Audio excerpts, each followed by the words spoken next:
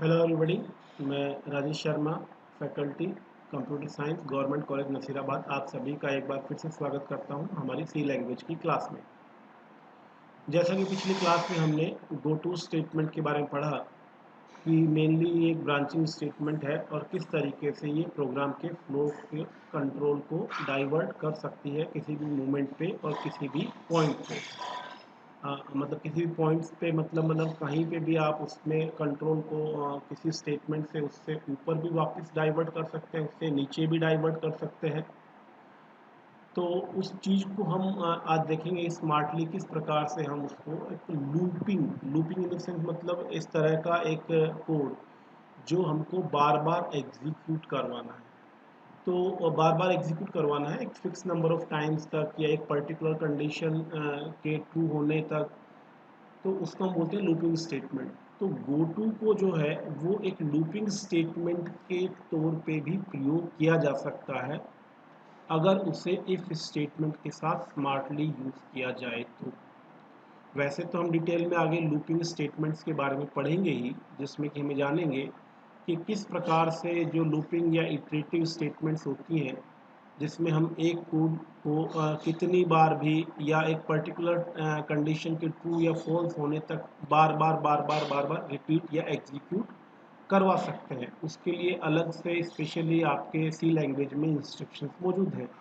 जैसे कि आपका नाम से बताऊं तो मैं आपको वाइल है, डू वाइल है, फोर है, मेनली तीन स्टेटमेंट है। लेकिन यहाँ पे आप देखेंगे कि गो टू से भी हम ये चीज़ अंजाम दे सकते हैं। तो जो गो टू है उसका काम करने का तरीका तो हमने पिछली क्लास में जाना ही, लेकिन जो लूपिंग पर्पस के लिए अगर आप देखेंगे तो इसमें कुछ इस तरह का जो है वो एक स्ट्रक्चर आप देखेंगे कि एक आप लेबल का इस्तेमाल तो करेंगे गो टू के लिए, क्योंकि गो टू जो होता है वो एक लेबल के साथ वर्क करता है और वो आपके कंट्रोल को जिस स्टेटमेंट पे है उससे ऊपर या उससे नीचे वो एक पर्टिकुलर जो है वो लेबल के साथ जो है वो ट्रांसफ़र करेगा या लेबल को पहचान के ट्रांसफ़र करेगा। तो हम क्या करेंगे लूपिंग के लिए, पहले ऊपर किसी स्टेटमेंट पे मान लीजिए आप इस तरीके से लिख रहे हैं से स्टेटमेंट वन, स्टेटमेंट टू, इस तरीके से आपका ये है। अब आपको मान लीजिए ये जो बीच में से स्टेटमेंट एक्स, स्टेटमेंट वाई और स्टेटमेंट जेड को फॉर एग्जांपल इनको हमको क्या करवाना है, रिपीट करना है, टू बी रिपीटेड और एग्जीक्यूटेड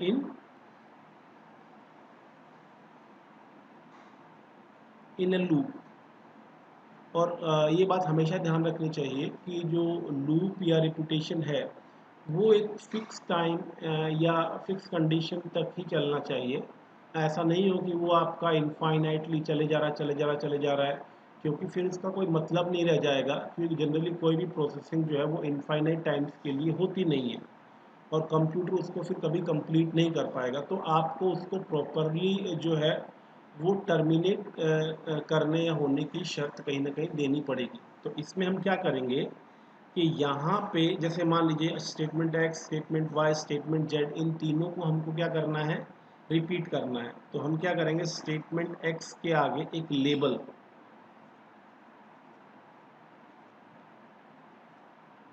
और लेबल जनरली कॉलम के साथ, और ये जो मैं यहाँ पे ब्रैकेट लगा रहा हूँ इस तरीके से एंगुलर ब्रैकेट, सिर्फ ये बताने के लिए कि यहाँ लेबल का नाम कुछ भी आप दे सकते हैं। तो यहाँ पे आप लेबल जो है वो बताएंगे और यहाँ पे किसी इफ कंडीशन के साथ, क्योंकि ये कंडीशन निर्धारित करेगी कि कब तक जो है वो आपका ये जो एक्स वाई जेड स्टेटमेंट्स हैं वो एग्जीक्यूट की जाएंगी या रिपीट की जाएंगी। तो यहाँ पे इफ के साथ वो कंडीशन लिखेंगे, देन उसमें गो टू में हम वो जो लेबल ऊपर हमने इस्तेमाल किया है स्टेटमेंट एक्स के सामने, उस लेबल को रेफर करेंगे। तो आप देखेंगे कि होगा क्या कि प्रोग्राम जो है वो ठीक है, उसके ऊपर भी कुछ स्टेटमेंट हो सकती हैं, स्टेटमेंट आपके एग्जीक्यूट हो रही हैं, स्टेटमेंट एक्स भी होगी, वाई भी होगी, जेड भी होगी, लेकिन उसके बाद जैसे ही इफ़ वाली कंडीशन जो है वो चेक होगी तो उसमें दो बातें होंगी। अगर ये ट्रू है तो ट्रू होने के केस में क्या होगा, ये अंदर आएगा और यहाँ पे अंदर आने के बाद गो टू लेबल, यानी कि अगर ये कंडीशन क्या है, ट्रू है, तो आपका प्रोग्राम का कंट्रोल ऊपर की तरफ डाइवर्ट हो जाएगा। और उसके तहत चूँकि हमने वो लेबल जो स्टेटमेंट एक्स के आगे लिखा है, तो स्टेटमेंट एक्स से ही आपका एग्जीक्यूशन स्टार्ट होगा, देन फ्लो नीचे की तरफ आएगा, क्योंकि जनरली फ्लो बाय डिफ़ॉल्ट जिस स्टेटमेंट पे होता है उससे नीचे की तरफ ही चलता है। तो आपका एक्स होगा, वाई होगा, जेड होगा, फिर अगेन कंडीशन आएगी और अगर फिर वो ट्रू है तो फिर कंट्रोल वापस ऊपर जाएगा। तो आप देखेंगे कि जब तक ये कंडीशन ट्रू रहेगी तब तक कंट्रोल जो है वो ऊपर जाता जाएगा लेबल की पोजीशन पे, स्टेटमेंट एक्स वाई जेड को एग्जीक्यूट किया जाएगा और फिर यही प्रोसेस तब तक दोहराया जाएगा जब तक कि ये कंडीशन आपकी ट्रू रहती है। अब जैसे ही कंडीशन फॉल्स होगी तो आपका ये जो इफ़ है उसका जो आपका ब्लॉक है वो एग्जीक्यूट नहीं होगा, यानी इफ़ के अंदर जो कंट्रोल है वो नहीं जाएगा, वो सिंपली क्या करेगा, उसको बाईपास करेगा और इफ़ के बाहर नेक्स्ट जो भी स्टेटमेंट होगी उस पे वो आ जाएगा, यानी फॉल्स होने पे आपका ये जो रिपीटिंग प्रोसेस है ये आपका टर्मिनेट हो जाएगा। तो इस तरीके से जो है वो आप गो टू को इफ़ के साथ जो है वो कहीं ना कहीं जो है वो एक लूप क्रिएट करने में या लूप फॉर्म करने में इस्तेमाल कर सकते हैं। अब इसका मैं एक व्यवहारिक एग्जांपल लेता हूँ। मान लीजिए फॉर एग्जांपल मेरे को प्रिंट करना है, मुझे राइट अ प्रोग्राम, जैसे write a program to print 2 4 6 8 and so on, और मान लीजिए मेरे को ये 100 तक प्रिंट करवाना।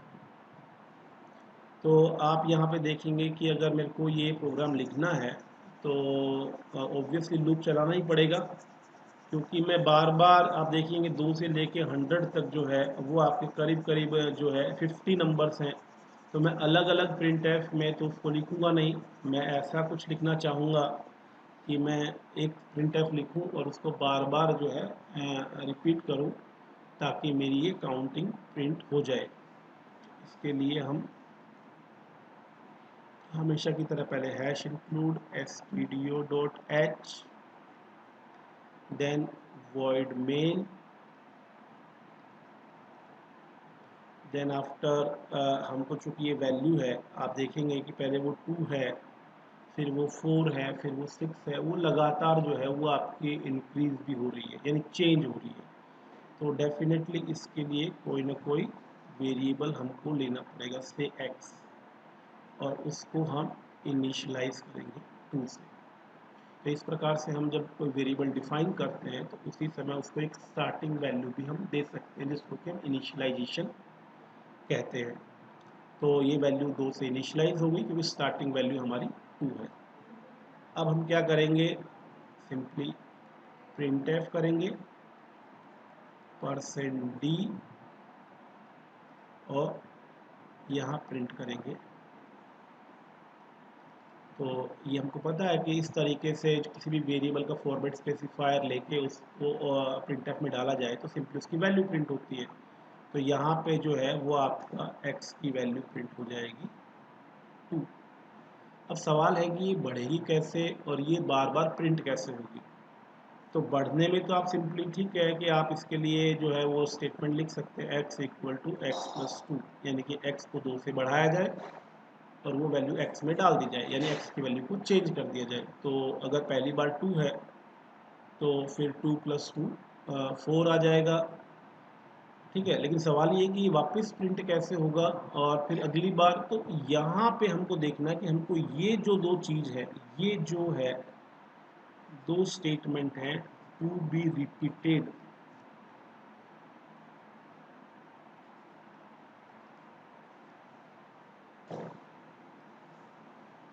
until x is 100, जब तक कि x जो है वो 100 नहीं हो जाता है तब तक हमको इसको क्या करना है, रिपीट करना है। तो मैंने जैसा बताया कि आपको ये दो को रिपीट करना है, तो जो स्टार्टिंग फर्स्ट स्टेटमेंट है जो आपको रिपीट करनी है उसमें एक लेबल लगाइए, नाम कुछ भी दे दीजिए, आपके अभी दिमाग में नहीं आ रहा कोई लॉजिकल नाम, हालांकि लॉजिकल नाम दे तो बेहतर है, जैसे से नेक्स्ट, हालांकि मैं XYZ ABC कोई भी नाम रख सकता हूँ, लेकिन यहाँ पे जैसे मैंने नाम दिया से नेक्स्ट, ठीक है। तो यहाँ पे जब मैंने नेक्स्ट नाम दिया तो यहाँ पे ये लेबल हो गया, और फिर इस लेबल में आप देखेंगे कि ये इन दोनों स्टेटमेंट के लिए लेबल, चूँकि फर्स्ट स्टेटमेंट, हमेशा ध्यान रखिए कि जो आपको रिपीट करना है खास तौर से गो टू के केस में, उसमें फर्स्ट स्टेटमेंट के आप आगे लेबल लगाएंगे, ये भी हमको रिपीट करना है। और फिर क्या करेंगे, जो लास्ट स्टेटमेंट है जो रिपीट है उसके बाद आप क्या करेंगे, इफ का और गो टू का इस्तेमाल। अब यहाँ पे हम इफ लिखेंगे और इफ में वो शर्त बताएंगे, वो कंडीशन बताएंगे कि कब तक हमको ये रिपीटिशन करना है। तो ये रिपीटिशन हमको तब तक करना है जब तक कि x 100 से छोटा हो या बराबर हो। तो छोटे के केस में भी और बराबर के केस में भी, दोनों सूरत में ये आपका जो है वो कहीं ना कहीं रिपीटिशन जो है वो करेगा। और करेगा क्यों, क्योंकि हम लिखने वाले हैं गो टू नेक्स्ट। तो होगा ये कि आपका जैसे स्टार्टिंग से बात करें तो 2x में इनिशलाइज हुआ, देन आपका x की वैल्यू जो है, x की वैल्यू यहाँ पे जैसे 2 प्रिंट हुई, मैं साइड में लिख रहा हूँ, ये आपके आउटपुट स्क्रीन पे आएगी। फिर देन x की वैल्यू 2 + 2 4, x की वैल्यू 4 हो जाती है। फिर कंडीशन चेक होती है इसमें, क्या x 100 से कम या बराबर है, बिल्कुल। देन गो टू नेक्स्ट, तो ये आपका कंट्रोल नेक्स्ट पे जाएगा। देन प्रिंटफ होगा x की वैल्यू कितनी है, अगर हम समझें तो जैसे ये x का ब्लॉक है, शुरू में 2 थी, फिर यहाँ पे चेंज हुई 4 हो गई, फिर नीचे आए चेक किया क्या 400 से छोटा या बराबर है, यस। देन ऊपर गए, फिर x की वैल्यू प्रिंट की तो 4 प्रिंट होगा। फिर x = x + 2, तो ये वैल्यू 6 हो जाएगी। फिर कंडीशन जो है x क्या छोटा या बराबर है 100 से, बिल्कुल। Then go to next, then again print है, देन 6 प्रिंट होगा।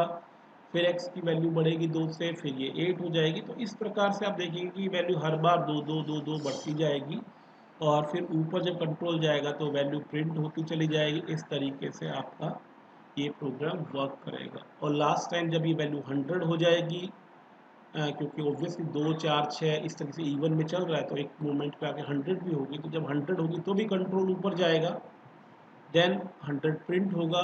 फिर x की वैल्यू एक लेवल पे फिर 102 102 हो जाएगी, और जब 102 हो जाएगी तो फिर आपकी कंडीशन इफ वाली जो है वो फॉल्स हो जाएगी, और जैसे फॉल्स हो जाएगी तो ये आपका प्रोग्राम टर्मिनेट हो जाएगा। तो आप इस तरीके से देखेंगे कि ये जो लूपिंग है या इफ गो टू का इस्तेमाल हमने किया इस तरीके से कि हम बार बार एक ही जो ब्लॉक ऑफ कोड है, खासतौर से प्रिंटफ और एक्स में जो इंक्रीमेंट या x = x + 2 वाला स्टेटमेंट है, उसको बार बार जो कहीं एग्जीक्यूट करवा रहे हैं जब तक कि x की वैल्यू 100 नहीं हो जाती।